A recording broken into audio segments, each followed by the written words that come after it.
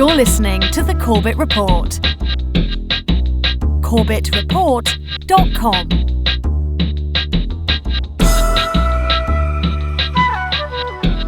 Sustainability, regionalization, stakeholders, visioning, community rights, biodiversity, core wilderness preserves, biosphere reserves, human settlements. Oh, this is the lovely, wonderful, swaddling language of the United Nations and their Agenda 21. So some of you may have come across this type of language before, ladies and gentlemen, when looking into Agenda 21 and the type of language that it uses to ingratiate itself in various local communities. But it is, the soft and fuzzy and cuddly rhetoric belies a very nasty reality underneath. And tonight I'm hoping to go over this sustainable development Agenda 21 agenda that's unfolding and how it's operating, who's behind it, and what the guiding ideology behind it is. But unfortunately, our guest for this evening, Rosa Koire, is not yet online, so I haven't been able to get in touch with her. I am hoping we'll be able to get her up soon enough. But for those of you who are unfamiliar with Rosa Koire, you can find out more about her work at the Post-Sustainability Institute, and that's postsustainabilityinstitute.org. She's also the author of Behind the Green Mask, UN Agenda 21, which is widely available online. Many of her talks and speeches, etc., are also available online for those of you out there who want to find out more. And tonight we're going to be talking about this unfolding agenda and what's behind it, who's behind it, where it's going, and how it's going to get us there. But just before we get into that, perhaps we should find out a little bit more about sustainability and how it's sold to the public. So on DemocratsAgainstUNAgenda21.com, we have this from Rosa Koire's website, but it's actually by Henry Lamb.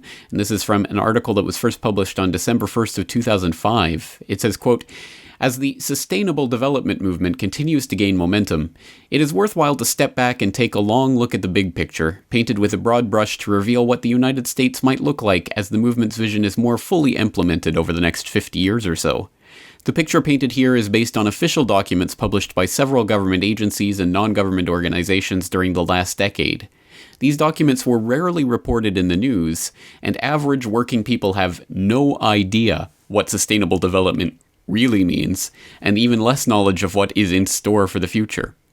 If the vision of sustainable development continues to unfold as it has in the last decade, life in the United States will be quite different in the future. Half the land area of the entire country will be designated wilderness area, where only wildlife managers and researchers will be allowed. These areas will be interconnected by corridors of wilderness to allow migration of wildlife without interference by human activity. Wolves will be as plentiful in Virginia and Pennsylvania as they are now in Idaho and Montana. Panthers and alligators will roam freely from the Everglades to the Okefenokee, excuse my pronunciation, and beyond. Surrounding these wilderness areas and corridors, designated buffer zones will be managed for conservation objectives. The primary objective is restoration and rehabilitation. Rehabilitation involves the repair of damaged ecosystems, while restoration usually involves the reconstruction of natural or semi-natural ecosystems. As areas are restored and rehabilitated, they are added to the wilderness designation, and the buffer zone is extended outward.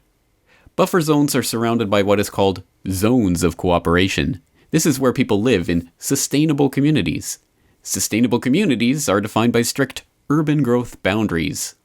Land outside the growth boundaries will be managed by government agencies which grant permits for activities deemed to be essential and sustainable. That's right, friends. The vision of the future under Agenda 21 is a vision of a complete totalitarian society, micromanaged down to the absolutely smallest level by bureaucrats in the United Nations who have absolutely no accountability to you, me, or anyone else. And this is the nightmare vision of a society that's coming on to us under the guise of sustainability and all of this fun, fluffy, cuddly rhetoric. We're going to be back with Rosa Koire to break that down right after these messages.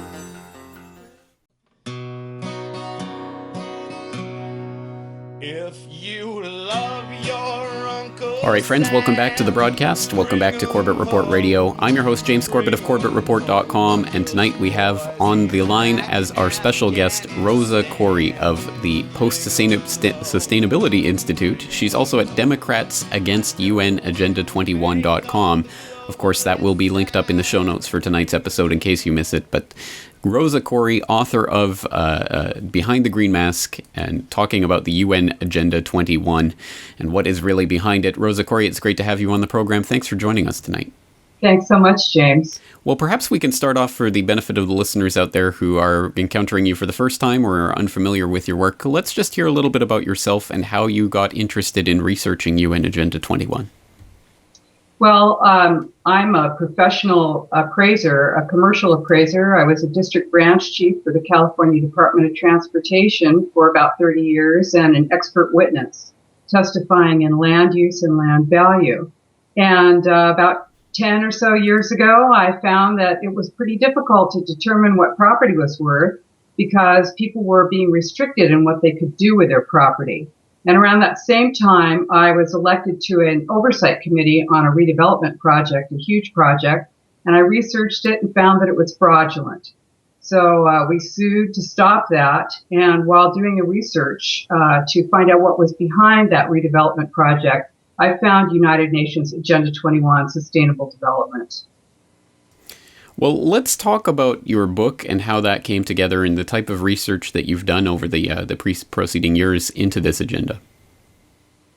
The book is, basically I wrote the book because I am traveling all over the United States and I just simply wasn't able to go everywhere. And I had the information and was able to put it together in a way that's very clear and understandable, and it's a quick, short read. And in that way, I was able to reach a lot more people because United Nations Agenda 21 Sustainable Development is a global plan, but it's implemented locally. So this is really important because it doesn't come called Agenda 21, so you have to know what it looks like in your town to be able to recognize it. Well, that's right. In fact, every time we have someone on to talk about Agenda 21, it's everyone has their own way of summing up what that is and how it's unfolding. So what's your take on what is United Nations Agenda 21?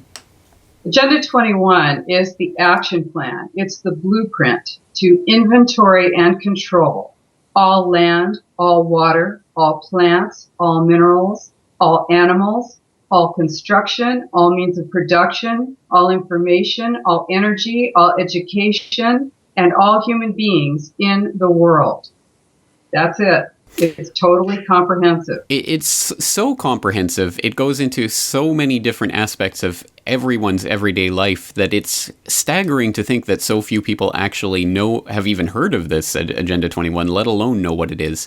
How can it function so that it maintains that level of secrecy while being completely out in the open? Yeah, it's brilliant. It's a stealth plan and it's operating in plain sight. And that is because it's called by so many different names. You'll see it in your town as a regional plan, generally as One Bay Area or Vision 2025 or Our Future 2050, something like that. Because what it is, the plan was signed onto. It was an actual United Nations agreement signed onto in 1992 by our president, George H.W. Bush, along with 178 other national leaders. And you're going to hear that it's an old, dusty plan, that it's not binding, that it has no impact on you. That's a lie. The truth is that it was brought back to the United States through the President's Council on Sustainable Development back in 1993. And all federal agencies changed their policies to conform with United Nations Agenda 21 Sustainable Development. That's right. Well, let's go back to some of the beginnings of this, because as you indicate, it was first signed as an agreement in 1992 at the Rio Earth Summit, but it has its roots in policies that go back at least to the 1970s. So let's talk a little bit about the history of these ideas of sustainable development and how they came together. Yeah, it's great. You know, it's the kind of thing that you think to yourself, well, how could I be against sustainability? Just sounds so great. I mean, who wants to be unsustainable? And of course, that term, sustainable development, is a term that comes right out of the United Nations, 1987, the Brundtland Commission, World Commission on Environment and Development. And they wrote a book called Our Common Future. And in that, the term sustainable development was first coined, formally given a definition. And that is development that meets the needs of the present without compromising the ability of future generations to meet their needs. Sounds great, right? But this has its roots in prior meetings of the United Nations in 1972 and then again in 1976. The Habitat 1 and 2 determined that land, privately owned land, is actually a threat to the equity, social equity of people on the planet. And this is a very vital part of United Nations Agenda 21 because it actually is an attack on private property ownership. And also, you have to remember that we ourselves are our own most important private property. And this plan actually enables domestic surveillance, the National Defense Authorization Act, drones, and control of all of our activities on the planet.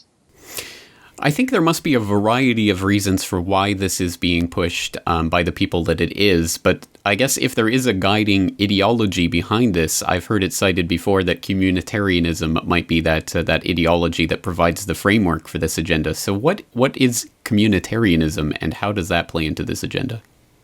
Communitarianism says that it's an ideology, it's a political and social philosophy, and it says that the rights of the individual need to be balanced with the rights of the community. And, if you're an American or in many free countries, the individual's rights are guaranteed. Our rights are guaranteed to us by our Constitution, cannot be taken away by any government. And we're born with them, right? But if you balance the rights of the individual with the rights of the community, those community rights are not delineated. They can change at any time. They are, depending on who the ruler or government is. And they always have greater weight than the weight of the individual. That means that you're always going to see that the individual's rights are a threat to the community. And in this case, we're talking about the global community. Well, that's right, and it does kind of flip the idea of rights on its head. The rights that are enshrined, for example, in the Bill of Rights, or even the ones that they pay lip service to in the Universal Declaration of Human Rights, are all guarantees of individual rights and liberties. But somehow now we're expected to take on board the idea that there are communal rights that somehow supersede those of the individual. So where does this idea come from, and who are the types of people who are pushing this?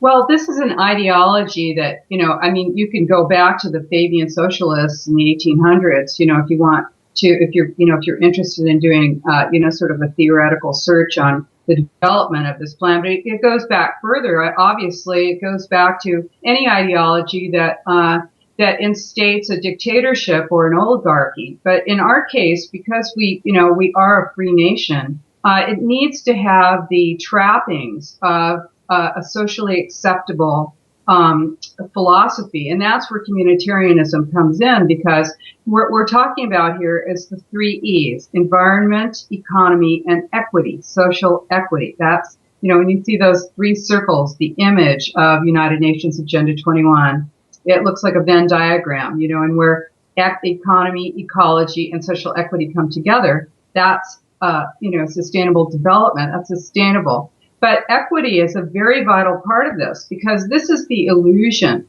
is that you're going to have, a balanced world where everyone is going to, no one's going to have too much. Everyone, the super wealthy 1% is going to go away. And, the poor will all have plenty of food and water and everything else that they need. But the concept, that's sort of the overarching concept. That's the green mask, as I call it. That's one of the reasons I call my book Behind the Green Mask, because in fact, what this does is it enables total takeover of our resources, both natural and human, by those who want to totally control the earth.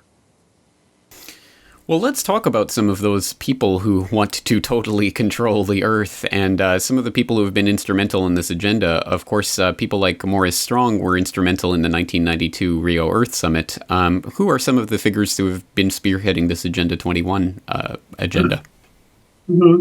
Well, obviously, we're going to have the ultra wealthy and those who, through hereditary ownership of property or a huge amount of the world, the ruling royalty classes, particularly the English, who own a huge amount of the world.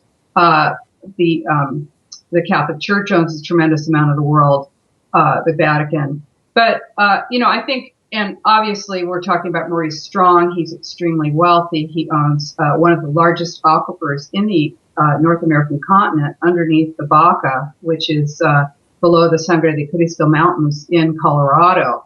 Obviously, we're seeing these are enormously wealthy people who are not satisfied with just personal wealth. They want to control all assets and all natural resources. So we're talking about land, we're talking about oil and gas, timber, water is a very vital part of this, controlling all water and owning all of those resources. So things that are now owned by your government, that are controlled by your local government, are going to be privatized. And this is what, people don't recognize this when they talk about, for instance, how certain governments or certain individuals have their best interests and are talking about, for instance, Bill Gates, wanting to vaccinate, the poor of the world. Exactly right.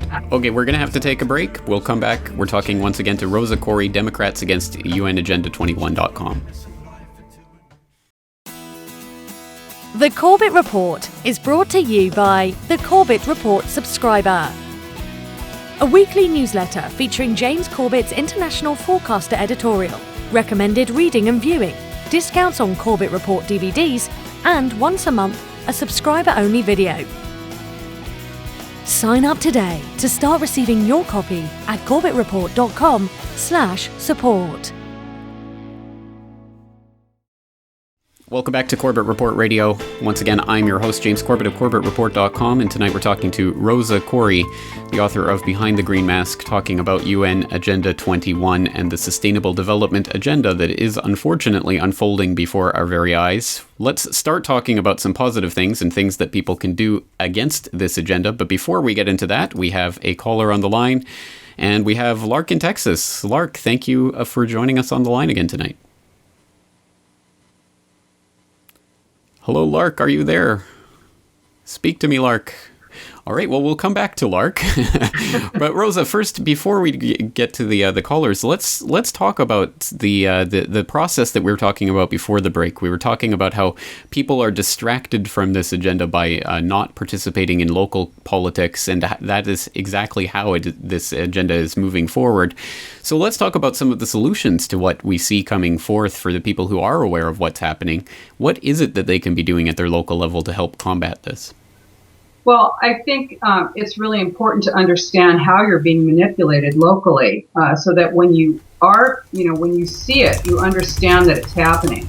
And I spend quite a bit of time in my book talking about how to anti-Delphi government meetings. The Delphi method is the Delphi technique. It was developed by the Rand Corporation in post-World War II in the Cold War. And it is being used to, the reason it was developed was to bring groups of people to a predetermined outcome while giving them the idea, the illusion that they actually had a say and that they had that they were actually crafting the outcome themselves. So this is actually a management organizational technique that's being used right now in every large government meeting where you are invited to come and give your opinion on a plan. Usually these are the regional plans, or they're a general plan or a master plan for your local town. And of course, when you show up there and they have the screen show, and they have, you color with your crayon and put your little gold stars on the map and show where you want to see smart growth, high density development. Really, the plan is all designed before you walk in the room. In fact, the plan, of course, as I said, it's the same plan all across the world. So you need to know how to anti-Delphi, because what they're doing there is they're doing two things. They're propagandizing you, and they're also using social pressure, which is part of communitarianism, to make it so that you, even if you don't agree with the plan, you will be too your nerves won't be able to handle standing up and saying that you don't agree with it, because there's all that social pressure to keep you quiet, and so everyone goes along with it. So what I talk about in the book, and what we have, we've got videos online to show you what happens when we go in anti-Delphi meetings. You really need to make it clear that those plans are not your plan, that you are being manipulated, and you have to take these meetings down correctly, or you're just going to end up looking like, someone who's a rabble-rouser, who's trying to, keep all these good people from being able to express this wonderful plan to all your, local citizenry. So it's very important to understand that this is a mind control technique, and there's almost a cult element to this plan in its entirety. And they use professional organizations like the American Planning Association, like the National Association of Counties, like the League of Cities, the League of Women Voters, the many, many non-governmental organizations are part of this plan because they are empowered by United Nations Agenda 21. Exactly right. Well, it paints a bleak picture, but at least there is the hope that people can start to get involved. On that note, we have Lark in Texas back on the line. Lark, thanks for joining us on the conversation. Well, thank you, James. I apologize you were unable to hear me before. I can't imagine where the technical snafu arose. Can you hear me okay? Yes, we can. Go ahead. Oh, very good. Rosa, I'm so glad you said mind control. It's such a pivotal term of art that needs to be understood, because you mentioned earlier, you too, James, about how it is that this is being this agenda is being introduced to through the general population by empowering some and painting it as a kind of a universal buy-in. And so, what I wanted to bring to your attention, invite your comment, is I've been doing some research recently into historical roots and development of altruism. We're talking about at the university academia level, and its tie-in with what is known as the Tikkun Olam, which is a Jewish concept which means repair of the world. And this is where I have discovered the language and how it's being manipulated, so that people are led to believe that this is such a wonderful thing, and how they're deceived. Because an example of that is tonight I was doing some research on something called soiltrust.com. Soiltrust.com. And it sounds like a wonderful thing. And I looked at the people behind its management, the board of directors, how these things are funded. A similar program is something called community-supported agriculture. Right. But within all segments of society, whether it's industry or law or academia, medicine, science, I'm seeing how this language is manipulated, and the only people that are able to get funding for anything that they want to do have to buy into this kind of coded language in order to receive support. Right. Any comment? Like it's displaying the gang symbols in order to get the gang funding. I think that Exactly. must be part of it. Well, Rosa, your thoughts on that? Well, Tikkun Olam is, it's about doing for the world. What you're talking about with altruism is something that actually is wrongly associated with Christianity. It's the theory by Auguste Comte that says that, in fact, you're supposed to do for others. And so what this ends up looking like, really, is communism.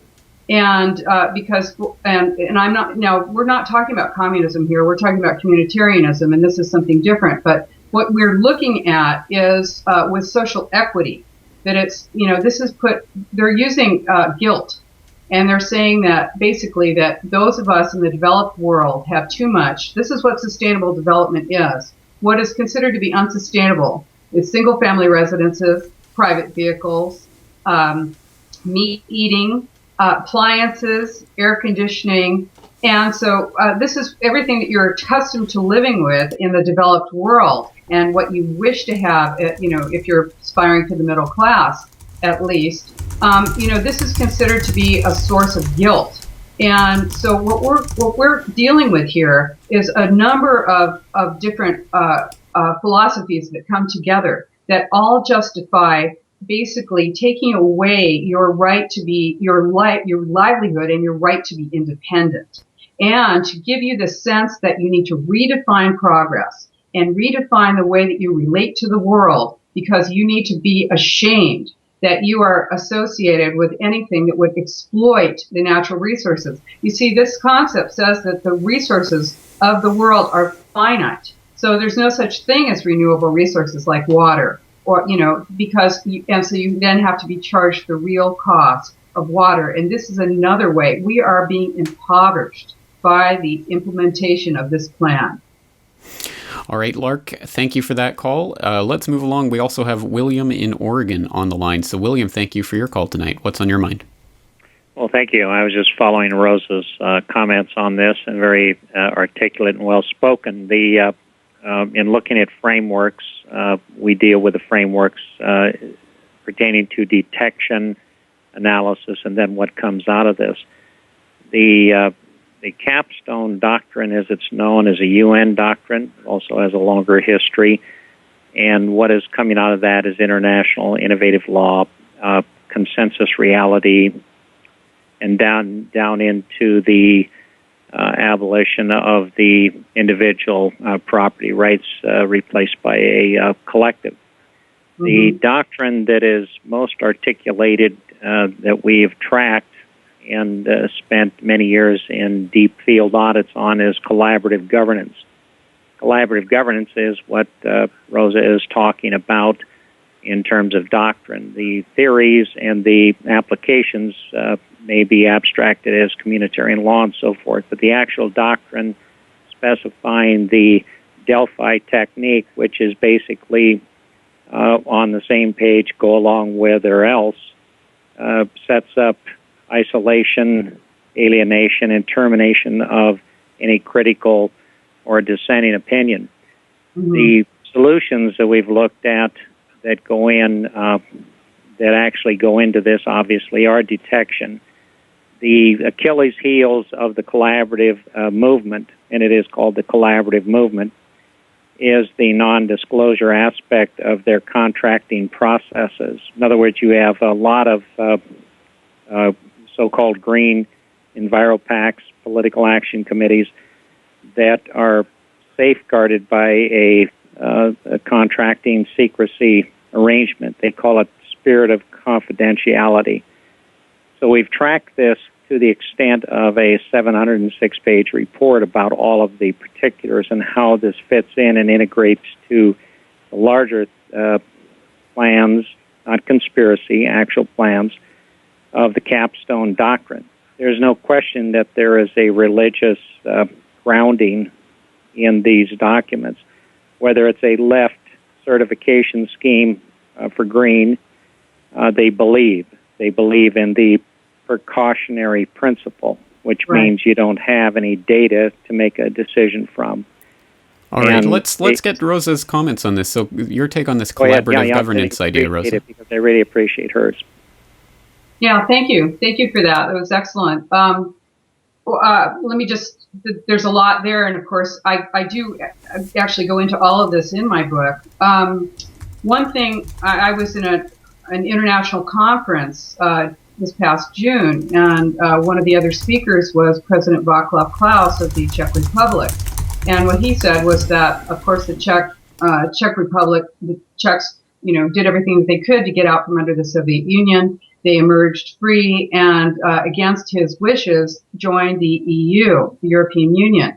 And he said, of course, now they're under the control of Brussels.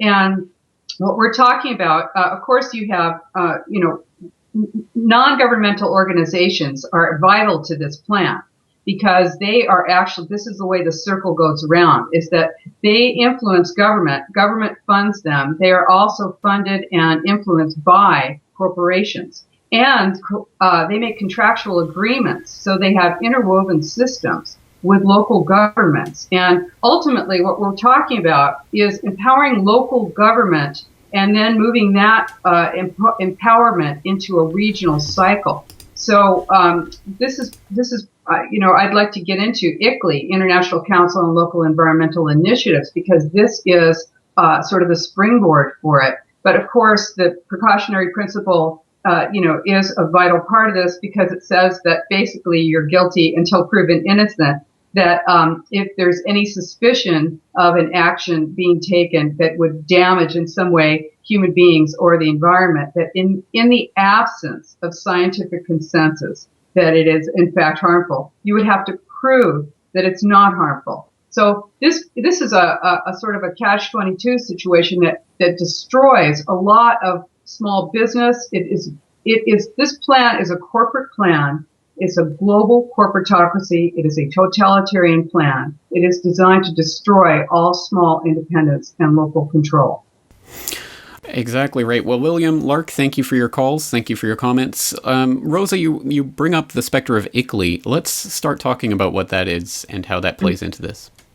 Yeah, ICLEI is called, what it is ICLEI. Those are letters, and they stand for International Council on Local Environmental Initiatives. It is an international group headquartered in Bonn, Germany. It was created in 1990 prior to the signing of United Nations Agenda 21. And in fact, they wrote at least one chapter, Chapter 28 on non-governmental organizations in Agenda 21. And ICLEI was created to implement Agenda 21 throughout the world. That is its purpose. So what they do is they concentrate power in cities because, see, it's local environmental initiatives. So they have city memberships, and these are cities all over the world. They have something like 7,800 city members, and we're talking about the majority of the world is in an ICLEI city. Most people have no idea that their cities are members of this organization. And what it does is it gives the illusion of local control, but it circumvents requirements for ratification of international treaties. Because, for instance, the United States did not sign the Kyoto Treaty, but 1,055 United States mayors did actually agree to implement Kyoto in the United States, and that is happening right now. So what it does is it helps to break jurisdictional boundaries, and that is a vital part of this plan because you can't actually implement global governance without destroying the locally constructed governmental controls. So ultimately, this facilitates global governance by invalidating individual cities, counties, states, and nations. And as I said, they're with contractual agreements and interwoven systems. Well, I want to start focusing on some of the things that people have already done to try to combat this agenda. Surely there must be examples of people standing up to this. Can you speak from your own experience about some positive examples of what people are doing to combat this? Yes, I'm so thrilled to be able to say that this is truly a worldwide, nonpartisan grassroots movement fighting it. And my slogan, if you will, is awareness is the first step in the resistance. So we are really starting at square one and trying to bring awareness of what's going on to people. They know something's wrong, but they don't know quite how all of these things come together. And so this is part of what we're all engaged in doing now. You're part of it. You're the resistance. And so what we've seen, of course, in the United States is recently the Republican National Committee has signed on to an agreement saying that they would, in fact, repudiate Agenda 21 and ICLEI in the United States. A very important step. We're coming up against the break. Let's talk a little bit more about that after this break. Once again, talking to Rosa Koire, her book, Behind the Green Mask. I hope you'll pick it up and take a look at it. We'll be back right after these messages.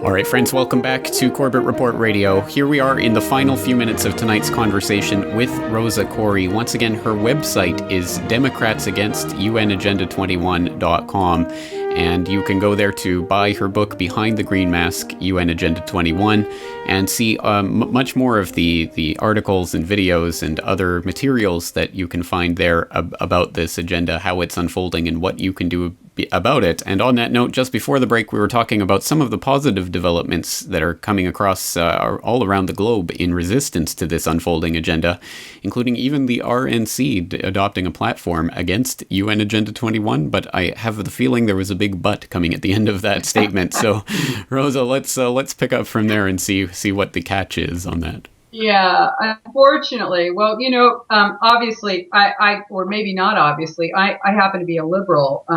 I'm not a Republican, and which is interesting because so many people think that the only people who are speaking out about United Nations Agenda 21 Sustainable Development are, on the other end of the political spectrum for me. But I do want to say that through, I'm sure, the pressure from the Tea Party, the Republican National Committee and the Republican platform now includes a plank saying that they repudiate Agenda 21. And ICLEI. But in fact, at the top, there's no power has no party. And so what we're, obviously what they're saying, they're naming Agenda 21. And then they're hoping that you're not going to recognize that it doesn't come called Agenda 21 when it shows up in your town. It's scenic byways, it's redevelopment, it's form-based codes,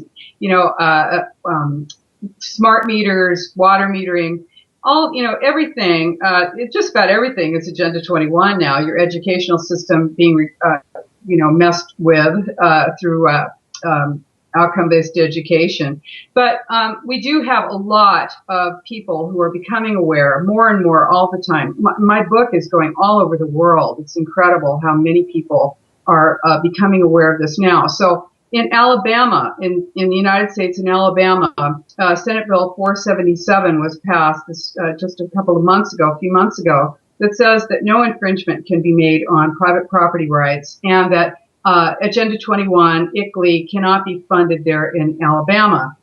And what that looks like then is a rejection of regional plans. And so that happened in Baldwin County, Alabama, just in August. The county commissioners rejected their comprehensive plan, Horizon 2025. They said that it violated private property rights.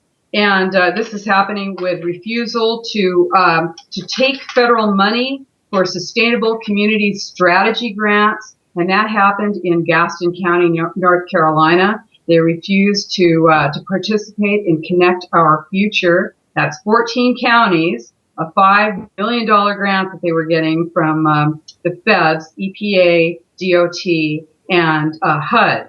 And also that happened again in Rochester, New Hampshire, back this past month. They refused to participate in something called Granite State Future, also a regional plan. So you'll find that cities like Corte Madera, California, are getting out of their councils of government and refusing to participate in these regional plans. Well, it is important once again to stress that people are fighting back and they are having that effect. Unfortunately, we are completely out of time, Rosa, so we're going to have to leave it there. But just tell us once again what your website address is for people who want to find out more about this. Yes, please come and visit us at democratsagainst.unagenda21.com and postsustainabilityinstitute.org. Well, time flies when you're having fun and also when you're documenting very serious issues. So, Rosa Koire, thank you for your time tonight, and I hope we can talk to you again in the future. Thank you so much, James. I had a great time. All right, that's going to do it for tonight, ladies and gentlemen. Once again, I will be back tomorrow night here on the program, same time, same channel, so be there or be square. And until then, thank you for listening and take care.